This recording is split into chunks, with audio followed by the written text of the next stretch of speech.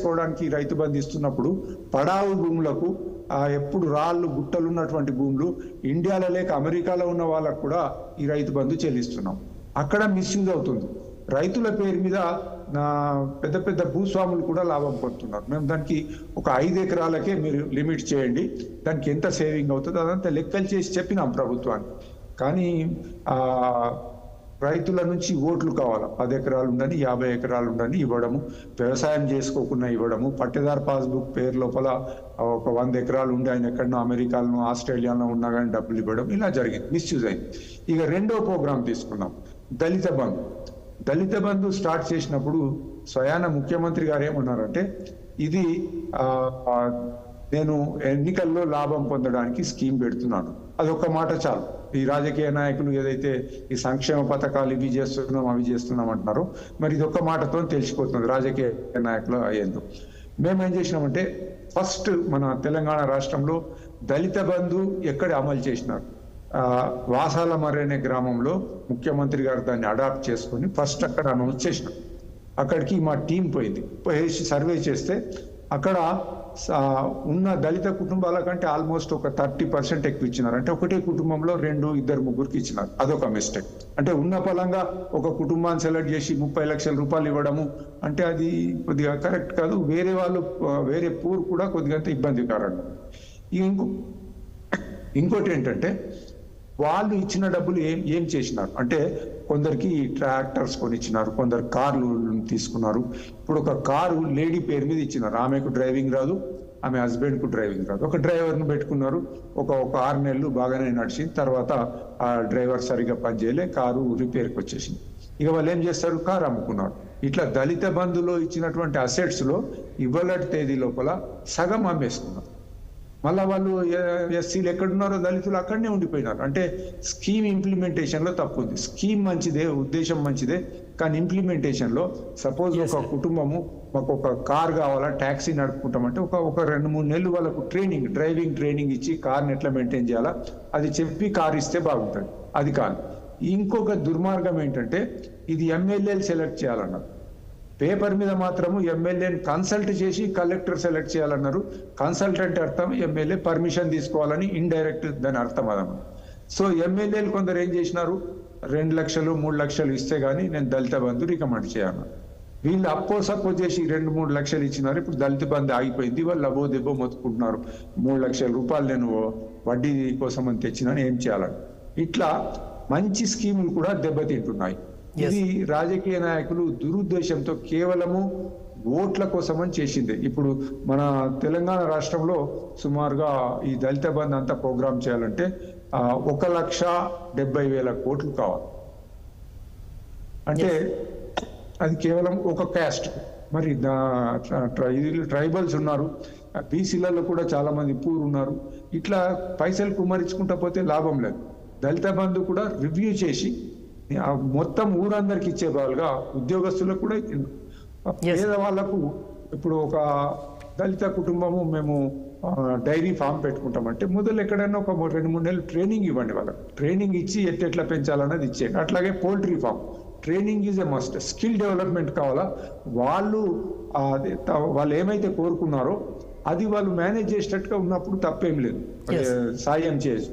ఇలా కాకుండా ఆదరబాదరగా ఇచ్చినారు. అట్లాగే గొర్రెల పెంపకం కూడా ఆదరబాదరగా ఇవ్వడం, అంతా ట్రబుల్ రావడం జరిగింది. మోస్ట్ ఆఫ్ ది సంక్షేమ పథకాల పేరు మీద తెలంగాణ ప్రభుత్వం గత 10 ఏళ్ల లోపల చాలా మటుకు ఫెయిల్ అయిపోయినాయి. అక్కడక్కడ కొన్ని సక్సెస్ అయి ఉండొచ్చు, బట్ చాలా మటుకు అనుకున్న రిజల్ట్స్. కానీ సార్, మనం ఇక్కడ అదే ఒక కీలకమైన పాయింట్ ఏంటంటే, ఇవాళ రాజకీయ పార్టీలను ఫిక్స్ చేయలేమా? ఇవాళ నువ్వు ఏదైతే హామీ ఇస్తున్నావో అది హామీ ఇంప్లిమెంట్ చేయడానికి నీకున్న ఫైనాన్షియల్ ప్లానింగ్ ఏంటి? ఆ రాష్ట్రం ఉన్న, అది తెలంగాణ కావచ్చు, ఆంధ్రప్రదేశ్ కావచ్చు, ఇంకో రాష్ట్రం కావచ్చు, ఆ రాష్ట్రంలో ఉన్న ఆర్థిక పరిస్థితి, ఆ రాష్ట్రంకు ఉన్న ఆర్థిక పరిస్థితి ఏంటి? వీళ్ళు చెప్తున్న పథకాలు ఎట్లా ఇంప్లిమెంట్ చేస్తారు, ఎంత ఖర్చు అవుతుంది? ఇది ఖచ్చితంగా ఒక బాండ్ పేపర్ మీద ఒక రాసి ఇవ్వడము, ఒక కమిట్ అవ్వడము, రేపు అది ఫెయిల్యూర్ అవుతే కనుక దానికి బాధ్యత వహిస్తూ ఆ పార్టీ విడ్రా అవ్వడము, లేకపోతే ఆ రకంగా మనం ఏమైనా ఫిక్స్ చేయడానికి ఎలక్షన్ కమిషన్ ఎటువంటి నిర్ణయాలు తీసుకుంటే బాగుంటుంది? ఎలక్షన్ కమిషన్కు దీంట్లో రాజకీయ పార్టీల మీద కంట్రోల్ లేదు. కాకపోతే సుప్రీంకోర్టులో కేసు వేసినారు దీని మీద.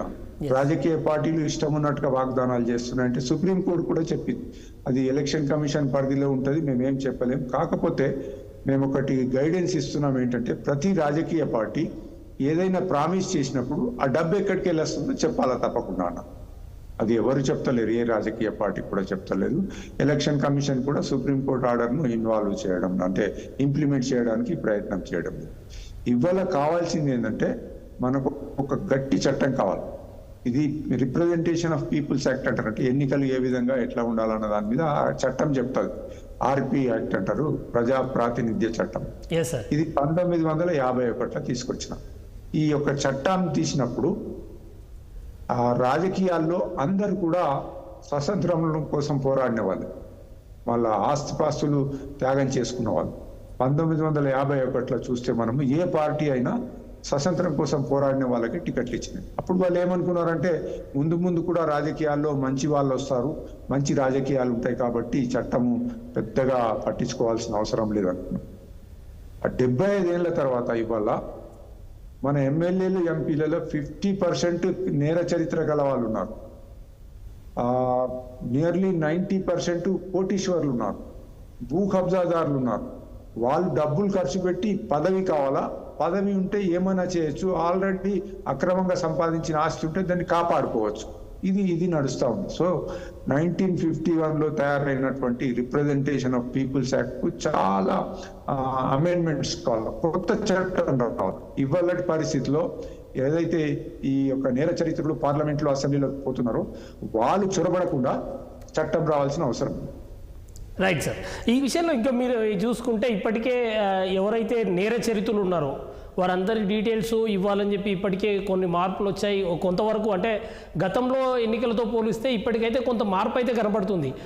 ఎన్నికల సంఘం చాలా టైట్ చేసింది. ఎవరి మీద అయితే కేసులు ఉన్నాయో, ఎవరికైతే ఆస్తులు ఉన్నాయో, ఏ ఆస్తులు ఉన్నాయో అవన్నీ కూడా బయట పెట్టాలని చెప్పేసి కొంతవరకు అఫిడవిట్లు పెట్టడము, ఆన్లైన్లో అందుబాటులో ఉండడము, కొంతవరకు చూడడానికి ఒక వ్యక్తి, ఒక సామాన్యుడు ఇక్కడ మా ఏరియాలో కంటెస్ట్ చేస్తున్న అభ్యర్థి ఆయన ఆర్థిక పరిస్థితి ఏంటి, ఆయన దగ్గర ఉన్న ఆస్తులు ఏంటి, ఆయన ఎంత సంపాదించుకున్నాడు, ఆయన మీద ఉన్న కేసులు ఏంటి చూసుకునే అవకాశం అయితే కనపడుతుంది. నిజంగా జనాలంతా ఇది ఫాలో అవుతున్నారా? ఇప్పుడు ఎలక్షన్ ఎవరైతే క్యాండిడేట్ నామినేషన్ ఫైల్ చేస్తున్నప్పుడు ఆ నామినేషన్ బట్టి ఒక అఫిడవిట్ ఇస్తాడు. అఫిడవిట్ 3 భాగాలుగా ఉంటుంది. ఒకటేమో ఆయన మీద ఉన్న క్రిమినల్ కేసులు, రెండేమో ఆయన ఆస్తులు, మూడోది ఆయన అప్పులు. ఇదంతా కూడా మేము ఎప్పుడైతే నామినేషన్ వేసినాడో అవన్నీ మేము డౌన్లోడ్ చేసుకొని ఒక వారం 10 దినాల మొదలే ప్రజలకు తెలిపినాం. కానీ ఇవాళ రేపు ప్రజలకు ఏంటంటే ఈయన మనకేమిస్తాడు, ఈయన మన కులస్తుడా, ఈయన మన మతస్థుడా అవే చూస్తున్నారు. కానీ ఆయన మీద కేసులు ఉంటే ఎంత చీప్గా జరుగుతుందంటే ఎమ్మెల్యే అన్నప్పుడు కేసులు ఉండకుంటే ఎట్లుంటుంది, ఏయో కేసులు ఉంటాయి. ఆ స్టేజ్కి వచ్చేసినారు ప్రజలకు. ఒక క్యాండిడేట్ మీద కేసులు ఉన్నాయంటే కూడా పెద్ద ఇష్యూ కాదు. ప్రజలకు ఒక క్యాండిడేట్ కోటీశ్వరుడు 1000 కోట్లు ఉన్నాయన్నా కానీ అది ఒక ఇష్యూ కాదు, ఇంకా మంచిదే అనుకుంటారు, మాకు ఇంకేమన్నా డబ్బులు వస్తాయని. అది కొంచెం దురదృష్టం ఏంటంటే ప్రజలలో ఈ యొక్క మెంటాలిటీ ఏదైతే వచ్చిందో అది మన ప్రజాస్వామ్యానికి మంచిది కాదు. ఇది మారాల్సిన అవసరం ఉన్నది. ఎడ్యుకేటెడ్ పీపుల్, యూత్ ముందుకు రావాలి. ఇప్పుడు మన ఓటర్ లిస్ట్ లో చూస్తే 50% వరకు యూత్ ఉన్నారు, అంటే 18 years నుంచి అబౌట్ 40 years వరకు. వీళ్ళు మార్పు తేవాలి, వీళ్ళు చెప్పాలా, వీళ్ళు ప్రతి గ్రామంలో పోస్టర్ రావాలా. ఇంతకు మొదలు వచ్చిన పోస్టర్స్ ఏంటి, placards, no money no vote అని. ఆ ప్లే కార్డ్ స్థానంలో my vote is not for sale అవి రావాలి. రాజకీయ నాయకులకు బుద్ధి రావాలి. అంటే రాజకీయ పార్టీలు ఏం చేస్తున్నాయంటే వాళ్ళకు కూడా పైసలు ఖర్చు పెట్టాలని ఉండదు, కానీ ఖర్చు పెట్టనైతే గెలుస్తామో లేదో తెలియదు. It is a must election expenditure అన్న ఆ స్టేజ్కు రాజకీయ నాయకులు, రాజకీయ పార్టీలు వచ్చినాయి కాబట్టి ఇవాళ ఈ పరిస్థితి మన దగ్గర ఉంది. Right sir. ఇంకొక విషయం మనం డిస్కస్ చేయాలి సార్. అర్బన్ ఓటింగ్ పెరగాలంటే మనం చేయాల్సిన అవసరం, ఏం చేయాల్సిన అవసరం ఉంది ఇప్పుడు? అంటే దీనికి ఒక్క పాయింట్తో కాదు, దీంట్లో చాలా ఇష్యూస్ ఉన్నాయి. ఒకటి ఏంటంటే గ్రామాల్లో ఓటర్ లిస్టు పకడ్బందీగా పర్ఫెక్ట్గా ఉంది. అంటే 99% గ్రామాల్లో ఓటర్ లిస్ట్ సరిగ్గా ఉంది. ఆ గ్రామంలో ఉన్న రెవెన్యూ అధికారి ఏ ఇంట్లో ఎవరు ఉంటారు, ఎన్ని ఓట్లు ఉన్నాయని కూడా చెప్పగలుగుతారు. అందరూ వచ్చి ఓటేస్తున్నారు. కొన్ని సందర్భాలు అయితే ఓటర్ లిస్ట్ లో పేరు లేకుంటే వాళ్ళు మేము చచ్చిన కిందికి లెక్క అన్న ఫీలింగ్ లో ఉన్నారు గ్రామస్తులు. అందుకోసమని అక్కడ 95% పైన పోలింగ్ అవుతుంది. సిటీలకు వచ్చినప్పుడు ఈ ఓటర్ లిస్టు తప్పుల తడకగా ఉంది. ఇది మున్సిపల్ వాళ్ళు చేస్తారు, వాళ్ళకి పెద్ద ఐడియా కూడా సరిగా లేదు. ఇంకొకటి ఏంటంటే చనిపోయిన వాళ్ళ పేర్లు తీసేయడం లేదు ఓటర్ లిస్ట్ నుంచి. అట్లాగే ఇండ్లు మారుతుంటారు. సిటీలో కొంచెము రెంటెడ్ హౌసెస్ ఉంటే ఒక ఇంటి నుంచి ఇంకో ఇంటికి వేరే ఇళ్ళకి మారుతూ ఉంటారు. మారినప్పుడు ఆ కాన్స్టిట్యుయెన్సీ దాటిపోతే ఇక్కడ తీసేయాలా, మళ్ళీ అక్కడ యాడ్ చేయాలా. ఒక రఫ్ లెక్కల ప్రకారంగా మన ఓటర్స్ అందరినీ లెక్క కడితే మన జనాభా కంటే ఎక్కువైపోతున్నారు. అంటే 15 to 20% ఓటర్ లిస్టు తప్పుల తడకగా ఉంది. హైదరాబాద్ లో ఇప్పుడు 100 ఓటర్ లిస్ట్ లో ఉదాహరణకు 100 ఓటర్ పేర్లు ఉంటే అక్కడ ఉన్నది 80%, 80 మందే ఉన్నారు. అంటే 20% ఎక్సెస్ అయిపోతుంది. ఇది ఓకే. ఇక రెండోది ఏంటంటే ఓటర్గా నమోదు చేసుకోవడము ఇంతవరకు ఫామ్ 6 అని ఉండే దాని మీద ఆధారపడేది. ఇప్పుడు ఆన్లైన్ కూడా చేసినారు, బాగానే ఉంది. కానీ ఇంకా యువతలో కూడా ఓటర్ లిస్ట్ 18 ఏళ్ళు దాటిన వాళ్ళు కూడా చాలా మంది ఓటర్ లిస్ట్ లో ఎన్రోల్ చేసుకోలేదు. మేము చాలా కాలేజెస్లోకి వెళ్ళి మాట్లాడితే చేసుకుంటాం సార్ అన్నారు. కొందరు అయితే చేసుకొని ఏం చేయాలి సార్, ఓటేస్తే అందరికి అట్లానే ఉన్నారు, ఎవరికి ఓటే బుద్ధి అవుతలేదు అన్న ఫీలింగ్ యువతలో వచ్చింది. ఇది డెమోక్రసీకి మంచిది కాదు. ఇకపోతే ఓటర్ లిస్ట్ తయారైన తర్వాత ఎలక్షన్ కమిషన్ కూడా చెప్తుంది, ఇది టెంటేటివ్ డ్రాఫ్ట్ ఓటర్ లిస్టు, మీ పేరు ఉన్నదా లేదా చూసుకోమని. కానీ ఎవరు పెద్దగా పట్టించుకోవడం. ఇక ఎన్నికల గురించి మాట్లాడుతుంటే వీళ్ళు మాట్లాడే మాటలు, ఆ భాష, అది ఏ పార్టీ అయినా కానీ ఎంత లో లెవెల్కు దిగిపోయింది. పత్రికల వాళ్ళు చెప్పిన మాటలన్నీ అట్లాగే రాస్తున్నారు, టీవీ ఛానల్స్ చూపిస్తున్నాయి. అది మంచి పద్ధతి కాదు. ఎలక్షన్స్ అంటే ఒక విషయాన్ని కక్కుతున్న మాదిరిగా జరుగుతూ ఉంది. ప్రజలు ఇదంతా చూసిన తర్వాత ఎస్పెషల్లీ యువత, ఫస్ట్ టైం ఓటర్స్ ఏమనుకుంటారు, ఇదేమి ప్రజాస్వామ్యం, ఇదేంటి, వీళ్ళ మాటలేంటి, వీళ్ళ భాష ఏంటి అని చెప్పి. ఇక ఏదైతే రాజకీయ పార్టీలు డబ్బు వెదజల్లుతున్నాయో, ఓట్లు కొంటున్నారో ఈ యువత గ్రహించాల. మా ఓటు అమ్మకానికి లేదన్న మెసేజ్ క్లియర్ గా పోవాలా. డబ్బు తీసుకోకుండా, ప్రలోభానికి లొంగకుండా ఓటేయాల్సిన అవసరం. ఇప్పుడు 13 ఉన్నాయి 2 రాష్ట్రాల లోపల ఓటింగ్. దీనికి సెలవు ఇచ్చినారు, ఎలక్షన్ కమిషన్ ఆర్డర్ ఇచ్చింది. అందరు కూడా అది ఐటీ సెక్టర్ కావచ్చు, ఫార్మా సెక్టర్ కావచ్చు, ప్రభుత్వ ఆఫీసులు కావచ్చు ఇచ్చినారు. కానీ ఈ సెలవు అన్నది కండిషనల్ సెలవు, ఒక సండే మాదిరిగా హక్కు కాదు. కండిషనల్ సెలవు ఏంటంటే నువ్వు ఓటు వేయడానికే ఇది ఇస్తున్నాము కాబట్టి ఓటేయాలని. ఇప్పుడు చాలా మటుకు ఐటీ సెక్టర్ లో ఎలక్షన్ కమిషన్ వాళ్ళు ఏం చేసినారు, కొంచెం సరిగా చూసుకోలే. 3 దినాలు కంటిన్యూస్ హాలిడేస్ వచ్చేటప్పటికి ఎలక్షన్ పెట్టినారు. 11 సెలవు ఉంది, 12 సెలవు ఉంది, 13 కూడా సెలవు. చాలా మంది సిటీలో నుంచి బయటకు వెళ్ళిపోయే పరిస్థితులు ఉన్నాయన్నమాట. ఇదొకటి తప్పిస్తే మన ఫార్మా సెక్టర్ కానీ ఐటీ ఇండస్ట్రీ ముఖ్యంగా ఈ 13th నాడు మీరు కంపల్సరీ ఓటేయాలా. మేము సెలవు ఇచ్చింది మీరు ఇంట్లో కూర్చోవడానికో లేదో అవుటింగ్కో కాదు, ఓటేయడానికి. కాబట్టి 14 నాడు మీ వేలు మీద గుర్తు చూపించినప్పుడే 13 సెలవు అని మేము అనుకుంటాం. లేనట్టయితే ఇది ఏమంటారు, లాస్ ఆఫ్ పే మీద మీకు అవుతుంది. సర్క్యులర్ అంటే దాన్ని ఇంప్లిమెంట్ చేయడం కొద్దిగా ఇబ్బంది ఉంటుంది. అయినా ఒక సర్క్యులర్, ఒక మెసేజ్ పోవాలి. మీద మేము ఎలక్షన్ కమిషన్ రిక్వెస్ట్ చేసినాము, కానీ వాళ్ళు పెద్దగా ఇచ్చేయలేదు. ఢిల్లీలో ఒక ఎక్స్పెరిమెంట్ జరిగింది. ఏంటంటే పెట్రోల్ బంక్ది పెద్ద అసోసియేషన్ అది ఢిల్లీలో. వాళ్ళంతా మీటింగ్ పెట్టుకొని ఎవరైతే ఓటేసి వచ్చి ఇగో నేను ఓటేసిన అని చేతు గుర్తు చూపిస్తే లీటర్ మీద రూపాయి తక్కువ చేస్తామన్నారు. ఇంప్లిమెంట్ చేసినారు, కొంచెం డెవలప్ అయ్యే, దానికి ఇంప్రూవ్ అయిందని చెప్తా ఉన్నారు. అది ఇక్కడ కూడా చేయొచ్చు. మనం అడిగితే ఆ ఎలక్షన్ కమిషన్ వాళ్ళు అడిగినట్టయితే మీరు ఇలా చేయండి అంటే బహుశా ఒప్పుకోవచ్చు వాళ్ళు. అట్లాగే మాల్స్ లోపల, హోటల్స్ లోపల, ఇంక్లూడింగ్ వైన్ షాప్ లో తెల్లారి 14 నాడు, ఇప్పుడు 13కి అయిపోతే 14 నాడు వైన్ షాప్ లో ఓపెన్ అవుతాయి.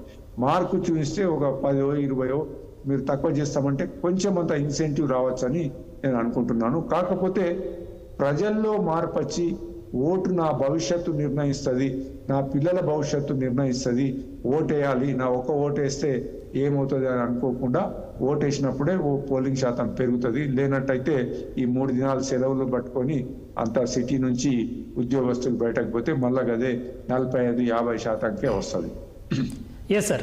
ఇంకొక విషయం సార్, ఇప్పుడు ఫోరం ఫర్ గుడ్ గవర్నెన్స్ నడుపుతున్న వ్యక్తులుగా మీరు కొంత డైరెక్షన్ ఇవ్వాల్సిన అవసరం ఉంది. దీని మీద కొంత వర్క్ చేశారు కనుక ఇవాళ గత 45 రోజులుగా ఏదైతే ప్రచారం జరిగిందో విపరీతమైన ఎమోషన్స్ పెంచేశారు. ఇటు తెలంగాణ రాష్ట్రంలో, అటు ఆంధ్రప్రదేశ్ రాష్ట్రంలో జనాల మధ్య విపరీతమైన ఎమోషన్స్ పెంచేశారు. ఒక వ్యక్తి ఒక పార్టీ అంటే కులం తీసుకొస్తే ఒక పార్టీ మతం తీసుకొచ్చింది, ఇంకొక రకమైన ఎమోషన్స్ పెంచారు, ఉచితాల ఎమోషన్స్ పెంచారు. ఈ జనం ఓట్లు వేసేటప్పుడు ఎటువంటి ఆలోచన విధానంతో ఉండాలి? ఈ ఎమోషన్స్కి పూర్తిగా దూరంగా ఉండి ఏ రకమైన ఆలోచనతో ఓటుకు పోతే బాగుంటుంది అన్నది మీరేం చెప్తారు? ఈ యొక్క వ్యక్తి మంచివాడు కావాలా, పార్టీ సిద్ధాంతాలు కూడా బాగుండాలి. అప్పుడే మంచివాడికి మనం ఓటేయాలి. లేదు కొన్ని సందర్భాల్లో ఎందుకో ముగ్గురు క్యాండిడేట్స్ అక్కడ ఉంటే ముగ్గురు మీద కూడా మీకు ఇష్టం లేకుంటే నోటా కన్నా వేసిరాని, కానీ ఓటు మాత్రం వేయాలి. నాకు ఆ ముగ్గురు నచ్చుతలేరు క్యాండిడేట్స్ ఎందుకు పోవడం ఎందుకు అని చెప్పి ఇంట్లో కూర్చోవాలి. మీరు ఓటు వేస్తలేరంటే మీ బాధ్యత మర్చిపోతున్నారు. ఒక పౌరుడిగా మీకు ఓటు వేయాల్సిన బాధ్యత ఉంది. చాలా మట్టుకు హక్కులు అడుగుతాము, ఫండమెంటల్ రైట్స్ అంటాము, హ్యూమన్ రైట్స్ అంటాము, ఏమేమో అంటాము. ఓకే, అవన్నీ కావాలి. కానీ మీరు ఓటు వేయకుండా మాకు రోడ్డు బాగాలేదు, మాకు మంచినీళ్ళు వస్తలేవు, లేదా మేము మా దేశం లోపల ఇంకా ఎకానమీ స్ట్రాంగ్గా లేదు, పట్టి మాటలు గాలి మాటలు పేపర్లో చదువుకొని ముచ్చట్లు పెడితే అది మంచి పద్ధతి కాదు. మీరు ఓటు వేయనప్పుడు మీరు మీ బాధ్యతను విస్మరిస్తున్నారన్న ఆలోచన ఉండాలా. ఓటు తప్పకుండా అందరూ వేసి మన డెమోక్రసీని కాపాడుకోవాలా. మంచి వాళ్ళు పార్లమెంట్లో కూర్చుంటే మనకు మంచిగా ఎకానమీ బాగుపడుతుంది, దేశ రక్షణ ఇదవుతుంది. ఇప్పుడు మన భారతదేశంకు రెండు పక్కల దుర్మార్గులే ఉన్నారు, అటు చైనా ఇటు పాకిస్తాన్. మనకి ఎప్పుడైనా కానీ ప్రమాదమే ఉంటుంది. మంచి ప్రభుత్వం రావాలా, మన డిఫెన్స్ బాగుపడాలా, మన ఫారిన్ రిలేషన్స్ విదేశాలతో సంబంధాలు బాగుండాలా, తర్వాత మన ఎకానమీ బాగుండాలా, ఉద్యోగాలు రావాలా, ప్రైజెస్ తక్కువ కావాలా. ఇవన్నీ కావాలనంటే మంచి వారిని చూసి ఎన్నుకున్నట్టయితే అప్పుడు వస్తాయి. లేనప్పుడు ఇంకొకటి ఏంటంటే